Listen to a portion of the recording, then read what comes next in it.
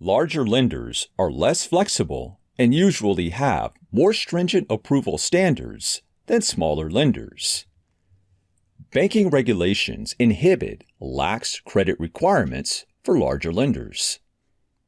However, many borrowers will find that smaller lenders have less stringent requirements. In this video, I'll analyze how I use both larger and smaller lenders to build my credit portfolio and how any consumer looking to establish credit can do the same. I'm Cap, and welcome to Screaming Lincoln's Consumer Credit Series. If you have no existing credit history and go to any major commercial bank site like Chase, Wells, etc., and apply for a credit card, you'll likely get a denial letter in the mail. Let's assume I bank with a smaller credit union which gets my direct deposits from my employer. I have a savings and checking account and debit card. If I found myself in this situation, I would consider two options.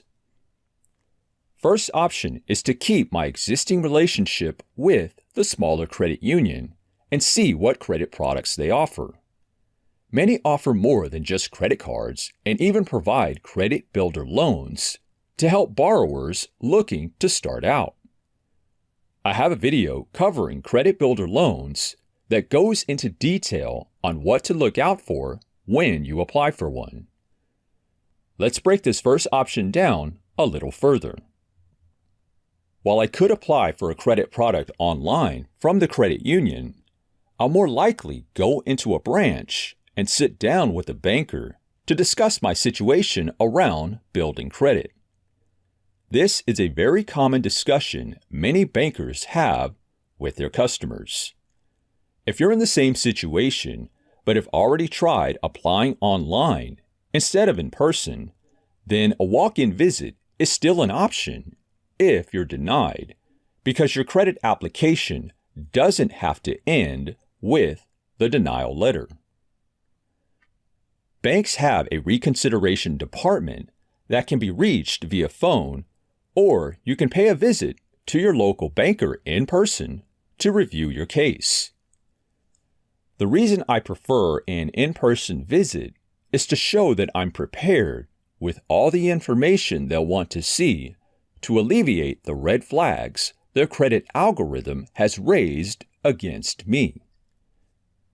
The primary information you want to relay is your existing history, which should show positive monthly cash flow and increasing balances for asset accounts like checking and savings accounts. Secondary information includes identifying documents like a passport, driver's license, social security card, utility statements, and other information that validates the personal data you've input into the credit application. Remember the narrative here. You're new to credit, so the lender has nothing to review about you since you have no credit history. Help them in this area by providing additional documentation if needed. KYC, which stands for Know Your Customer Protocol, is one of the most often used acronyms in banking because it involves validating customer identities more stringently. KYC has become more stringent over the decades, going back to the 90s, and was catalyzed by the events of September 11th. This surprises most people I talk to, but many bankers and reconsideration department agents never review the borrower's credit application when it's first submitted if you did it online. It's almost 100% automated. Sometimes, all it takes to get approved is providing some extra information, like a utility statement, that validates your address. The automated credit systems many lenders use would not address the simplicity of resolution in this case around address validation. Instead, it may simply spit out some generic but true denial reasons. Most common one being the age-old lack of credit history for borrowers looking to start out. Again, this is why I prefer in-person visits, with a phone call being secondary. The downside with smaller lenders is that they may not report the credit account to all three consumer credit reporting agencies. Confirm this information with the banker or try a reputable site like Doctor of Credit.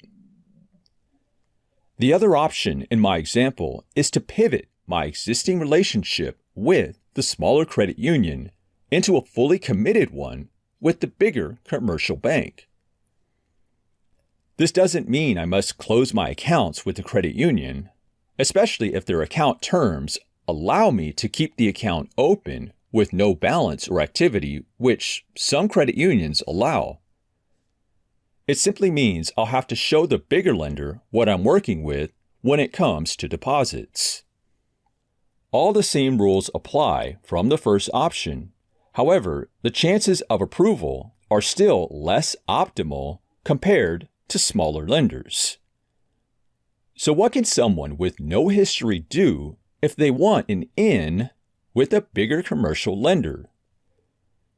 Maintaining the existing asset relationships of checking and savings accounts with growing balances always helps. Adding a credit account that doesn't require an approval, like a credit builder loan, from a lender that reports the account like self-lender will also help. By completing this extra step of adding a credit account with no approval requirement, I can start my credit history and maintain my existing relationship with the bigger lender. Towards the end of the loan term, I can try again with the bigger lender, and they will see my growing cash history along with a decent payment history and excellently low credit utilization rate, since my credit builder loan is almost paid off. If this still doesn't work, then more time and accounts are needed. Retail store credit cards would also work well here to round out a credit portfolio, and they also have lower credit approval requirements. You want to show a reliable history of incoming deposits and growing cash balances to go with at least one, if not a couple, credit products that have no or low credit requirements. Arranging a sit-down with the banker to lay out your case with your carefully planned out documentation will go a long way here, because you're essentially doing all the work for the lender of alleviating risk. No other borrowers are doing this because who uses their phone to talk, or worse yet, sits down and actually talks with anyone they don't know anymore? The downside to bigger lenders is that many of them now impose restrictions on how many credit cards borrowers can obtain. This is both a good and bad problem to have as a borrower. It's good because it means bigger lenders are working with you more and extending credit. It's bad because once the max is achieved, you can't go any higher with the lender. Every lender has their own terms, and they do change over time. I use a site like Doctor of Credit to learn the most up-to-date terms on the bigger lenders. Most of my focus in this video has been on credit cards. Loans for mortgages and automobiles are a mixed bag and depend on a variety of factors that involve your existing relationships with the lender.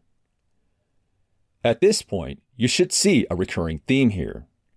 More relationships, or accounts, with the lender usually translates to better terms. This is why I have many accounts with all types of lenders, because when I'm ready to buy another home, I can tap into my existing histories for leverage.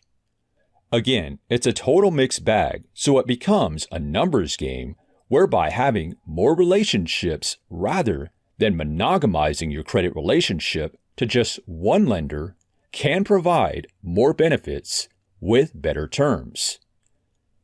Are you new to credit and been denied recently? Hit me up in the comments anytime. Hit it, Steve.